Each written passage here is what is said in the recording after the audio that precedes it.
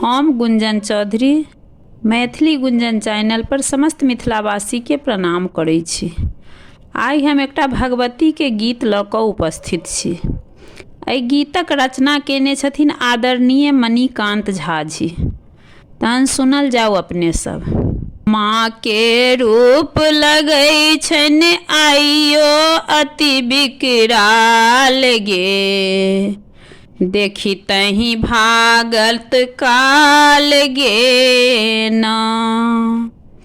माँ के रूप लगै छनि आइयो अति विकराल गे, देखी तही भागत काल गे ना। देखी तही भागत काल गे ना। माथक के सोछनी उड़ियाएल जी हा, एक एक हाथ बहराएल। नैना दूनों भेलन कर जानी सन लाल गे, देखी तही भागत काल गे ना। नैना दूनों भेलन कर जानी सन लाल गे, देखी तही भागत काल गे ना। काता खप्पर शोभनि कर तेसर नेत्र खुजल ऊपर।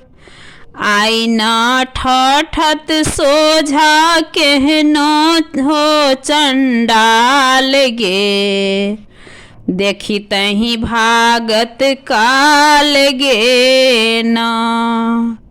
आईने ठठत सोझा केहनो हो चंडाल गे, देखी तही भागत काल गे ना। देखी तही भागत काल गे ना। सातम काल राति स्वरूप अम्बा दर्शन देल अनूप। मणिकांत नैना तिरपित जीवन भेल नेहाल गे, देखी तही भागत काल गे ना। मणिकांत नैना तिरपित जीवन भेल नेहाल गे, देखी तही भागत काल गे ना।